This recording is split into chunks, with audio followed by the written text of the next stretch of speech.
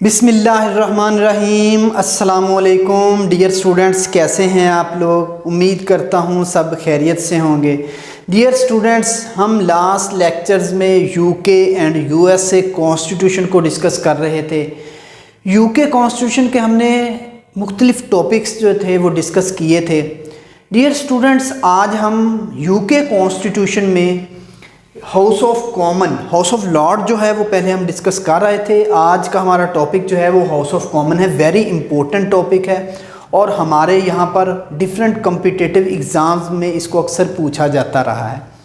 तो dear students, आज हम हाउस ऑफ कॉमन को डिस्कस करेंगे। इसमें जो डिफरेंट चीज़ें हैं, जैसे कि इसका पहले इंट्रोडक्शन, फिर इसकी कंपोजिशन कैसे होती है हाउस ऑफ कॉमन की, फिर इसकी स्ट्रेंथ, फिर term of House, qualification, election, adult franchise and power and functions of House of common, और इसके जो मेंबर्स हैं उसके प्रिविलेजेस को आज हम देखेंगे। इसका इंट्रोडक्शन देखने से पहले सबसे पहले तो इससे रिलेटेड कुछ इम्पोर्टेंट पॉइंट्स हैं जो करंट अफेयर्स की सूरत में या जनरल नॉलेज की सूरत में पूछे जा सकते हैं। हाउस ऑफ कॉमन के जो मेंबर्स हैं ये 650 इसके मेंबर्स हैं। हाउस ऑफ कॉमन के 650 मेंबर्स हैं और हाउस ऑफ कॉमन को जो प्रिजाइड करता है वो स्पीकर होता है। और अब जो इनका स्पीकर है वो सर लिंडसे होल है। सर लिंडसे होल जो अब स्पीकर है, जो स्पीकर है वो सर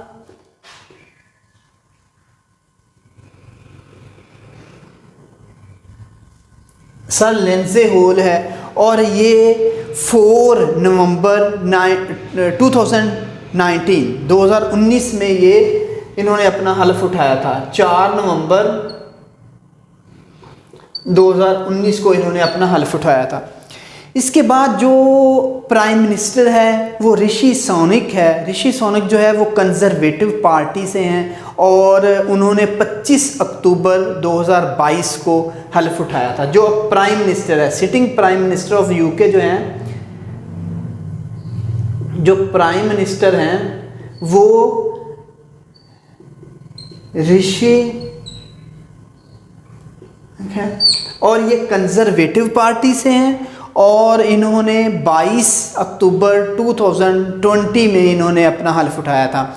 इसके बाद जो लीडर ऑफ अपोजिशन है वो सर केयर स्टेमर हैं। 4 अप्रैल 2020 को इन्होंने अपना हल्फ उठाया था। जो लास्ट इनका इलेक्शन है वो 12 दिसंबर 2019 को हुआ था। जो लास्ट इलेक्शन है वो 12 दिसंबर 2019 को था और जो नेक्स्ट एक्सपेक्टेड इलेक्शन है वो 24 जनवरी 2025 को एक्सपेक्टेड है ये। ठीक है डियर स्टूडेंट्स, अब अगर हम इसके जो बैकग्राउंड हिस्ट्री देखें, इसके इंट्रोडक्शन में सबसे पहले अगर हम बैकग्राउंड हिस्ट्री देखें तो जैसे कि मैंने आपको पहले बताया था, जो ब्रिटिश कॉन्स्टिट्यूशन है या ब्रिटिश पार्लियामेंट है ये एक एवोल्यूशनरी पीरियड इसने तय किया है। एक लंबा अरसा इसकी डेवलपमेंट में सर्फ हुआ है।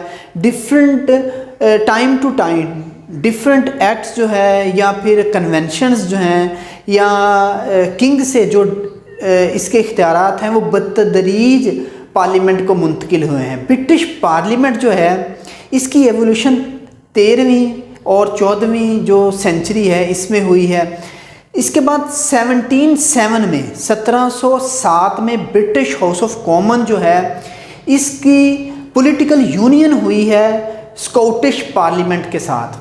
जो स्कॉटलैंड है ये 1707 में इसका इल्हाक हुआ है। इसके बाद 1800 में आयरिश जो पार्लियामेंट है, जो आयरलैंड है, इसका पॉलिटिकल यूनियन हुआ है ब्रिटिश हाउस ऑफ कॉमन या ब्रिटिश पार्लियामेंट के साथ। इसके बाद पार्लियामेंट एक्ट 1911 और इसके बाद इसमें अमेंडमेंट हुई 1949 को। ब्रिटिश पार्लियामेंट के बहुत सारे इख्तियारात जो हैं वो किंग से ब्रिटिश पार्लियामेंट को मिले। इसमें ख़ास तौर पर जो लेजिस्लेटिव पावर्स हैं वो पहले जो किंग था वो बिल को रोक सकता था चंद दिन के लिए, उसको सिर्फ एक सिग्नेचर मशीन बना दिया गया और ब्रिटिश पार्लियामेंट को ये इख्तियारात मिल गए। Dear students, British Parliament most powerful एक इंस्टीट्यूट है इन ब्रिटिश। बरतानवी पॉलिटिकल सिस्टम में जो ब्रिटिश पार्लियामेंट है एक मोस्ट पावरफुल इंस्टीट्यूट है और इसमें जो ब्रिटिश हाउस ऑफ कॉमन है ये मोस्ट पावरफुल ऑर्गन है ब्रिटिश पार्लियामेंट का। Sir R.J. न्यूमैन कहता है the sovereignty of parliament resides in the house of common. जो पार्लियामेंट की सॉवरेनिटी है वो house of Common he use करता है। तो डियर स्टूडेंट्स, इसके अलावा डिफरेंट जो जूरिस्ट हैं, ब्रिटिश जूरिस्ट जो हैं या यूरोपियन जूरिस्ट हैं, वो ब्रिटिश जो पार्लियामेंट है या ब्रिटिश हाउस ऑफ कॉमन है इसको एक सितारों की मानद तशबीह देते हैं और कहते हैं कि जो ब्रिटिश प्राइम मिनिस्टर है ये एक चांद है और जो मेंबर्स हैं वो सितारों की तरह इसके गिर्द होते हैं। इसके बाद डियर स्टूडेंट्स, अगर हम इसकी कंपोजिशन की तरफ चलें तो हाउस ऑफ कॉमन जो है ये इलेक्शन के ज़रिए से इसके मेंबर्स जो हैं वो इलेक्ट होकर आते हैं। जैसा मैंने अभी आपको बताया, इसके जो मेंबर्स हैं वो 650 हैं, 650 इसके मेंबर्स हैं और ये इसकी स्ट्रेंथ है। इसका इलेक्शन जो है वो दो तरह से होता है, जनरल इलेक्शन और बाई इलेक्शंस। डियर स्टूडेंट्स, यहाँ पर हम इसके टर्म ऑफ हाउस की बात करें तो ये 5 ईयर के लिए ये जो हाउस है ये इलेक्ट होता है। इसके बाद अगर हम इसके क्वालिफ़िकेशंस, मेंबर की क्वालिफ़िकेशन देखें, ये रजिस्टर जी। तो डियर स्टूडेंट्स, अगर हम इसकी क्वालिफ़िकेशन को देखें तो क्वालिफ़िकेशन में सबसे पहले he must be British subject, वो ब्रिटिश सब्जेक्ट होना चाहिए। ब्रिटिश सब्जेक्ट मीन्स है कि वो ब्रिटिश रेजिडेंट हो, वो ब्रिटिश शहरी हो, ठीक है। इसके बाद he must attain the age of 21 year, कि वो 21 साल से कम नहीं होना चाहिए, 21 साल से अबव हो सकता है। ये बेसिक इसकी क्वालिफिकेशंस हैं। इसके बाद not otherwise disqualified such age, कि वो डिसक्वालीफाई नहीं होना चाहिए। किस तरह से नहीं होना चाहिए? Holder of any judicial officer, किसी भी तरह का वो जुडिशल ऑफिसर नहीं होना चाहिए। कोई जुडिशरी का कोई उसके पास ऑफिस नहीं उसने होल्ड किया होना चाहिए। इसके बाद वो बैंकरप्ट नहीं होना चाहिए। इसके बाद वो सिविल सर्वेंट नहीं होना चाहिए। इसके बाद मेंबर्स ऑफ आर्म फोर्सेस नहीं होना चाहिए। इसके बाद वो किसी भी कमर्शियल या जो नेशनल इंस्टीट्यूट्स हैं उसका डायरेक्टर नहीं होना चाहिए। तो ये कुछ इसके बेसिक क्वालिफिकेशंस हैं जो अभी हमने डिस्कस की है।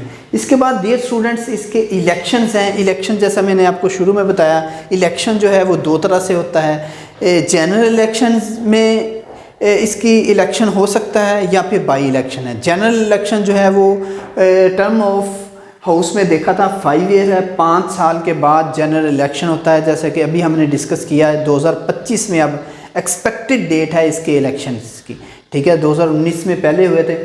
अब डियर स्टूडेंट्स, इलेक्शन जो जनरल इलेक्शन है, जनरल इलेक्शन में असम्बली जो है वो डिसॉल्व होती है और इसके 20 दिन के अंदर अंदर इलेक्शन होना ज़रूरी होता है, ठीक है। इसके बाद बाई इलेक्शन में अगर कोई मेंबर कोई रिज़ाइन कर जाए या बैंकरप्ट हो जाए या वो डिसक्वालीफाई कर जाए, जो अबव जो मेंशन हमने अभी डिस्कस की हैं चीज़ें, इसके रिलेटेड अगर वो डिसक्वालीफाई कर जाए, वो फोर्थ हो जाए, वो रिज़ाइन कर जाए, तो ऐसी सूरत में जब एक वैकेंसी होगी, कोई वीकेंट होगी सीट, तो उस पर बाई इलेक्शन हो सकता है, ठीक है डियर स्टूडेंट्स। इसके बाद एडल्ट फ्रेंचाइजी है। एडल्ट फ्रेंचाइजी में ही मस्ट बी, इसके लिए भी कुछ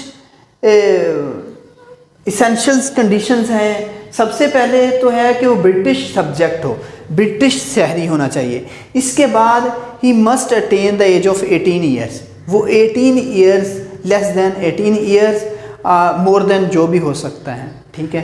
तो वो, और थर्ड वन इज़ कि उसका नाम रजिस्टर्ड हो इन हिज, वो जो वोटर लिस्ट है इसमें इसका नाम रजिस्टर्ड होना चाहिए, तो वो इलेक्शन में हिस्सा, वो वोट कास्ट कर सकता है, ठीक है डियर स्टूडेंट्स। इसके बाद हम डिस्कस करते हैं इसके powers, functions of House of common, house of common के पावर एंड फंक्शंस को।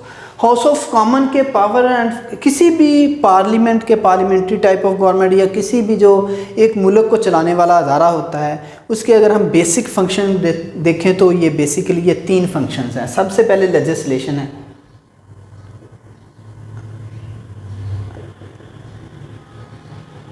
लेजिस्लेटिव फंक्शंस हैं। लेजिस्लेटिव फंक्शंस जो हैं वो कानून साजी के इख्तियारात हैं, अभी हम इसको डिटेल से डिस्कस करते हैं। इसके बाद लेजिस्लेशन है, लेजिस्लेटिव फंक्शंस हैं, इसके बाद एडमिनिस्ट्रेटिव फंक्शंस हैं।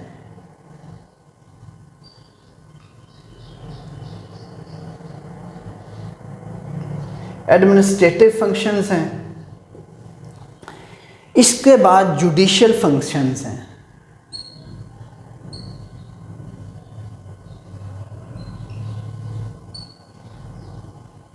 बेसिकली किसी भी जो एक रूलिंग या सॉवरन इंस्टीट्यूट है, किसी भी स्टेट में एक जो सॉवरन इंस्टीट्यूट है या एक रूलिंग जो अदारा है, या फिर आप यूँ कह सकते हैं जो हुक्मरान जो एक अदारा है, उसके बुनियादी तौर पर ये 3 फंक्शन होते हैं।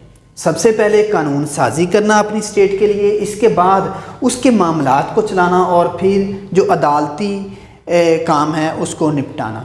ठीक है, अगर हम ब्रिटिश हाउस ऑफ कॉमन को देखें, जैसा कि मैंने आपको शुरू में बताया था कि ब्रिटिश पार्लियामेंट जो है ये मोस्ट पावरफुल ऑर्गन है in the British parliament. House of common is most powerful organ of the British parliament.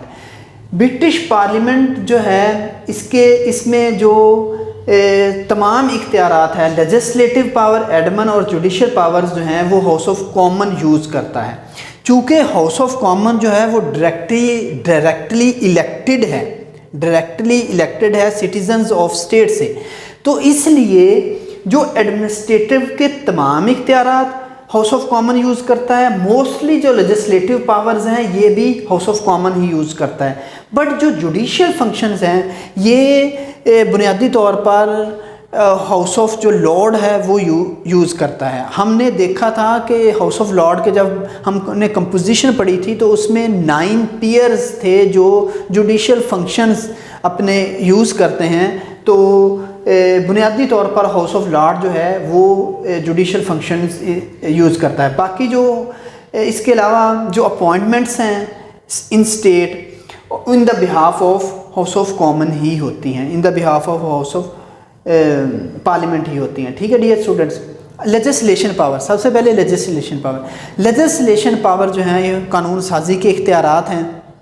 ये दरअसल बेसिक लेजिस्लेशन हो सकते हैं और फिर डेलीगेटेड लेजिस्लेशन हो सकती है। हाउस ऑफ कॉमन दोनों तरह की लेजिस्लेशन करता है।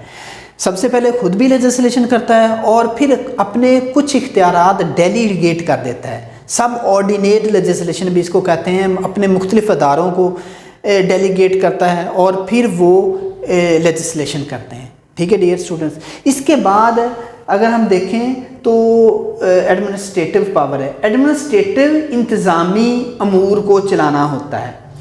प्राइम मिनिस्टर चूँकि हाउस ऑफ कॉमन में प्लेस करता है, हाउस ऑफ कॉमन में बैठता है, तो इसलिए, और हाउस ऑफ कॉमन जो है वो डायरेक्टली इलेक्टेड है from the citizens of state से, तो इसलिए एडमिनिस्ट्रेटिव पावर जो है वो टोटली हाउस ऑफ कॉमन ही इस्तेमाल करता है।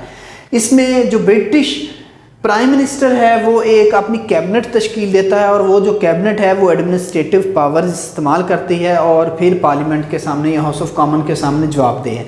ठीक है डियर स्टूडेंट्स, यहाँ पर मैं आपको एक बात बताता चलूँ, जो फाइनेंशियल पावर्स हैं, फाइनेंस के रिलेटेड हैं,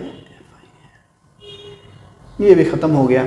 जो फाइनेंस के रिलेटेड जो पावर्स हैं वो तमाम की तमाम house of Common he use करता है। एक्चुअली मुल्क के इंतज़ामिया चलाना और फिर फाइनेंस को कंट्रोल करना उन्हीं लोगों को काम है जो डायरेक्ट लोगों से इलेक्ट होकर आते हैं।